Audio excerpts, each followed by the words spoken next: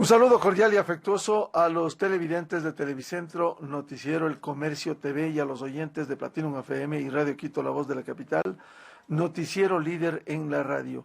Este jueves 26 queremos dialogar con la ministra de Gobierno, María Paula Romo, para conocer su punto de vista cómo cierra este 2019. Por cierto, avances, reinstitucionalización, que hay que reconocerlo, pero también no se puede descansar ni dormir un momento con esta justicia. Cierto es que hay honrosas excepciones, no se puede generalizar, pero estas actuaciones en casuística, el juez de Manabí, que concede una acción de protección a una ex miembro del Consejo de Participación Ciudadana que fuera destituida por una función del Estado, por la función legislativa.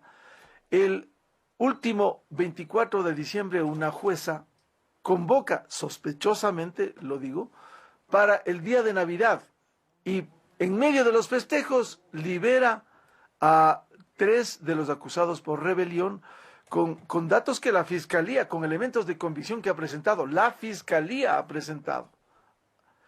Y ahora cuestiona a esta jueza porque, de acuerdo con el Código Orgánico Integral Penal, no habría asidero a esa liberación. Sin embargo, en este entorno queremos consultarle a la ministra de Gobierno, María Paula Romo, cómo cerramos este 2019. Muy buen día. Buenos días, Miguel. Qué gusto poder saludarle. Felices fiestas para usted, para las personas que nos ven, que nos escuchan.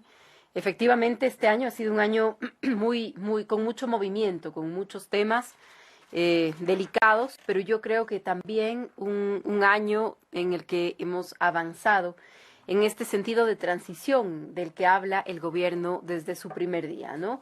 Y no es una transición de un gobierno al otro, es una transición de un régimen a otro, es una transición de un modelo a otro. Y aunque efectivamente hay actos de la justicia, hay decisiones judiciales que nos pueden sacar de comprensión, hay cosas que yo no comprendo, hay cosas que a nosotros como gobierno y también como ciudadanos nos frustran cuando avanzan los días y hay cosas que se quedan sin resolución, hay cosas que se quedan sin respuesta. Esperemos que no, esperemos que al final del día existan las sentencias que corresponda, pero a pesar de eso, creo que la buena noticia es que vivimos en un Estado de Derecho, en donde podemos discutir las decisiones que toman los jueces, en donde podemos decir que esas decisiones se respetan, en donde se respetan las decisiones y los derechos humanos, a pesar del propio papel que ha jugado en algunos casos la Comisión Interamericana de Derechos Humanos, y creo que eso es parte de la reinstitucionalización que vive el país. Ahora, es clave que esa reinstitucionalización sea una reinstitucionalización para el derecho, para la vigencia plena del Estado de Derecho, para la vigencia plena de las libertades, para la realización de la justicia, y que no se vaya a convertir en un pretexto para la impunidad, porque esa me parece que es una preocupación latente. Respecto de las decisiones vinculadas a la violencia de octubre, que era uno de sus comentarios a lo que se refería, para nosotros evidentemente es muy grave que no exista claridad en este tema, que no existan decisiones específicas. Mire usted que desde el punto de vista de un ciudadano que quiere hacer su día a día, su vida, su trabajo tranquilo, creo que nadie quiere que algo así se repita. Nadie quiere volver a vivir la violencia que vivimos en octubre, nadie quiere volver a tener que pasar por eso desde ningún punto de vista. Para el gobierno tampoco es un escenario de ninguna manera deseable, pero parte de evitar que se repita es establecer las responsabilidades de cada uno y que cada uno asuma las consecuencias de sus actos. No puede suceder que a solo 2 meses de esto nos digan que no tuvimos cuarteles atacados. Me refiero a cuarteles de policía y un cuartel militar, un rastrillo militar atacado. El edificio incendiado de la Contraloría está ahí. Está UPCs ahí. destruidas. UPCs, una VC, la Balbina atacada, el edificio de la Contraloría, 400 policías y militares secuestrados, como una práctica sistemática durante 11, 12 días a lo largo y ancho del país. Eso sucedió. Que la violencia, sí, que puede ser una parte de la violencia espontánea, que era parte de una manifestación popular, una parte, pero y los escudos que se mandaron a hacer, y los entrenamientos, y los proyectiles, y toda la comida con la que se abasteció a los más violentos, y la entrega de colchones, y usar a las oficinas, a las instituciones estatales para financiar, para preparar, para alimentar un ataque a la ciudad de Quito. Hay muchas cosas que todavía se tienen que aclarar y conforme pasan los días, lo que resulta inaceptable es esta especie de idea de que no pasó nada. Y yo creo que eso no podemos darnos el lujo de eso. Tuvimos 48 ambulancias atacadas, 1.500 personas heridas, 300 vuelos cancelados, 2.500 turistas estuvieron atrapados en el país. Eso sin contar las personas que perdieron la vida, las personas que fueron heridas, independientemente de si se trata de policías o de ciudadanos civiles, porque tenemos heridos en todos los sectores del país, tenemos personas que quebraron, negocios que se terminaron. Todo eso sucedió en un contexto de una violencia organizada. Hay personas responsables y más allá de que ya en el país muchos tengamos un criterio sobre quiénes son responsables de qué pasó, de qué manera participaron, la justicia tiene que decirlo y esas personas tienen que asumir las consecuencias de sus actos. El país no quiere que se repitan hechos de octubre, pero tampoco quiere impunidad. Es decir, en el debido proceso, con el derecho a la defensa, tiene que sancionarse todo esto que usted ha relatado, este ataque a ambulancias, a cuarteles, no puede quedar en impunidad. ¿Acaso la justicia está acompañando en este sentido? Mire, esa sería nuestra gran preocupación, esa sería yo creo la preocupación no solamente por la impunidad de lo ya sucedido, sino por el riesgo de que esto se repita si es que un mensaje de impunidad se instala en el país. Yo quiero creer que no va a actuar la justicia de manera cómplice. Yo creo que uno de los Porque además, grandes... permítame, ministra, hay elementos de convicción que tiene la Fiscalía, es decir, clarísimos. ¿cómo es que actúa la justicia así? Yo quiero creer que lo que estamos viviendo simplemente son los tiempos de la justicia. Sabemos que la justicia no se caracteriza por su celeridad, lamentablemente, y han transcurrido 2 meses de los sucesos a los que nos estamos refiriendo. Así que yo quiero creer que lo que estamos viviendo son los tiempos de la justicia y no una justicia que pretende de ninguna manera ser cómplice de lo que ha sucedido.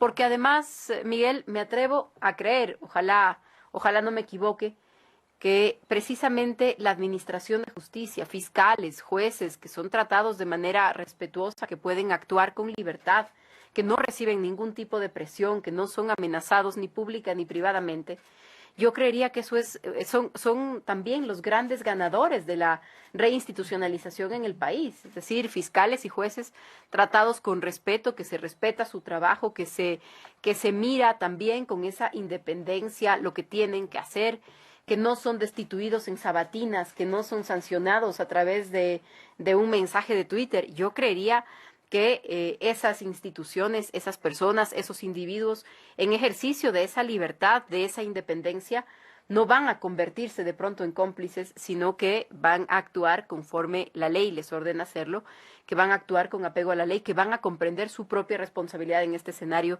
Yo quiero creer que así es. Todavía no hemos visto una sentencia absolutoria de lo que pasó en octubre respecto de ningún involucrado, pero tampoco es cierto que estén avanzando mucho las investigaciones. Es que claro, contrasta, porque el país no debe olvidar, al menos en casuística, 2 hechos. A la prefecta de Sucumbíos, a Guadalupe Llori, la persiguieron, la sacaron, la enjuiciaron. Al mayor Fidel Araujo, 7 meses preso, luego de que un tribunal, por unanimidad en Pichincha, le declaró inocente. 7 meses preso y no hubo reparación. De ninguna manera. Rápidamente la jueza actúa. De ninguna manera, Miguel, este país en el que vivimos hoy es un país comparable con el del gobierno anterior. Fíjese usted también cómo se han visto casi obligados a desandar, a revisar lo actuado, o como diría la sabiduría popular, a morderse la lengua, ¿no? ¿Qué decían de la Comisión Interamericana de Derechos Humanos? Hoy su gran argumento, incluso manipulando cosas que la CIDH no dice, haciendo que un documento diga cosas que no dice, que una resolución diga cosas que no dice, manipulando la verdad. ¿Pero qué dicen? No, hay que obedecer la CIDH. ¿Qué vivimos en el gobierno anterior? Correa llegó a decir que la Comisión Interamericana de Derechos Humanos era Bachagnón, la empresa que recolecta basura, ¿no? Imagínese usted lo que es. Y eso es, no, hoy día hay que hacerle caso.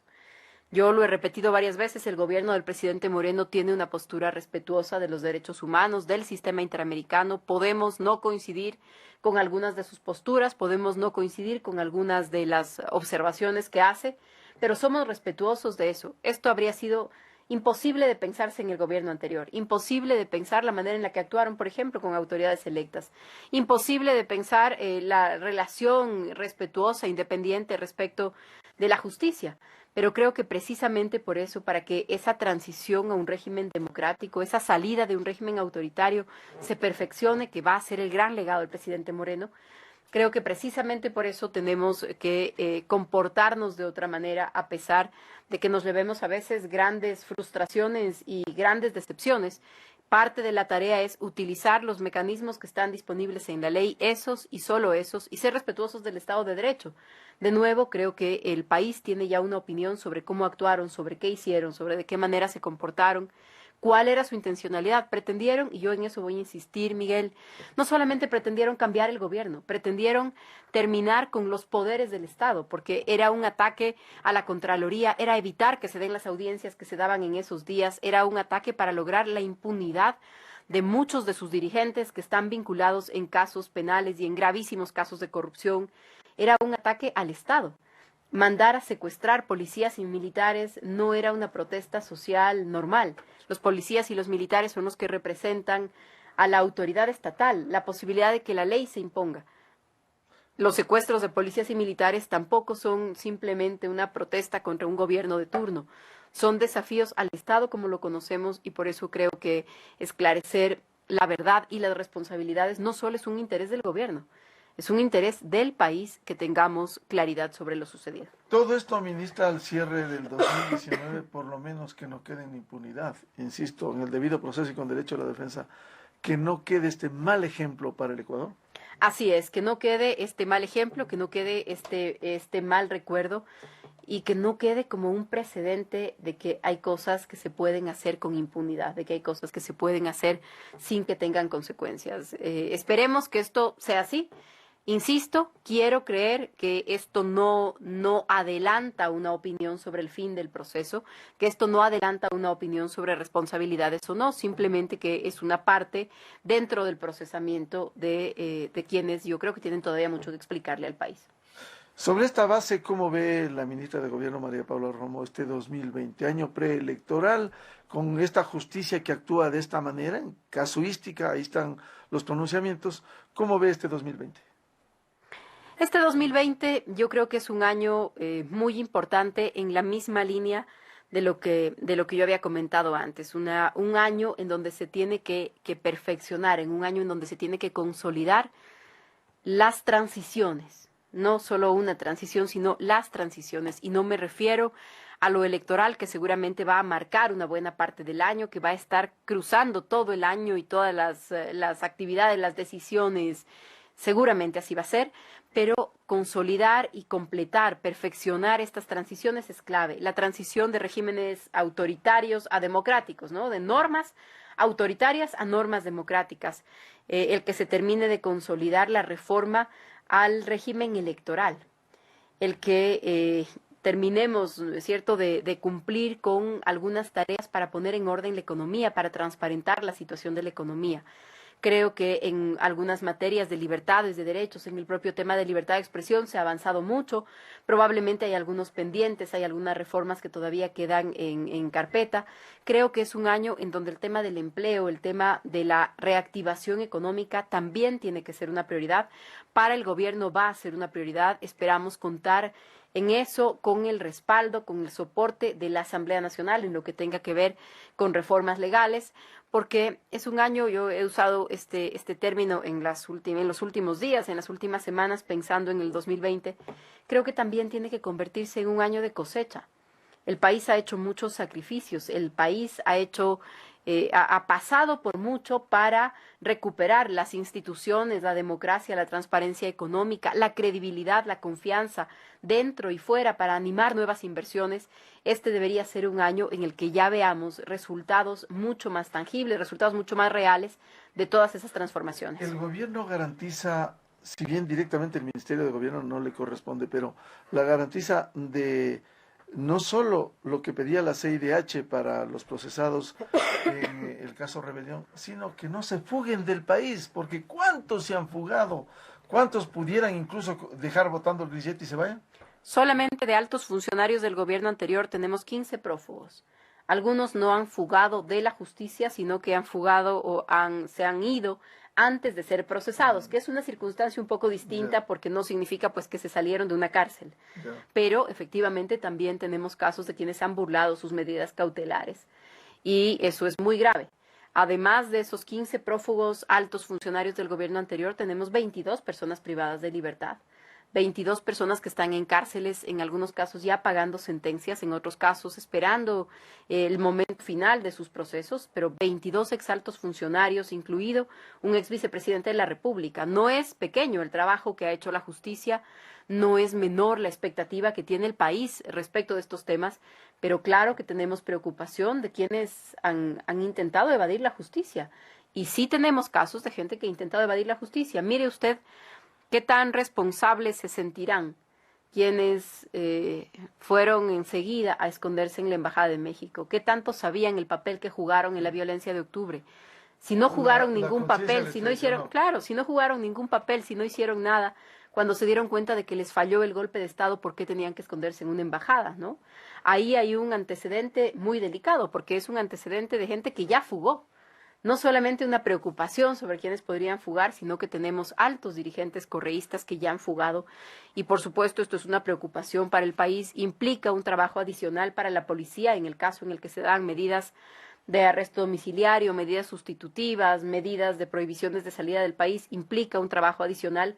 Y por supuesto también yo creo que los jueces tienen que empezar a asumir la responsabilidad de eso.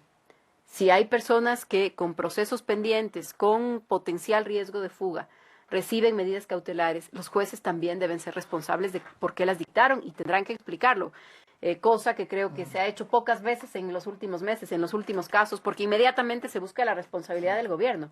Y el gobierno en estos casos es uno de los afectados, es precisamente el que busca que exista resultados. La ministra de Gobierno, María Paula Romo, en el noticiero El Comercio TV, Televicentro. Un feliz jueves a la ministra también, pero en la radio, Platinum FM y Radio Quito, noticiero líder, continuamos este diálogo. Muy buen día.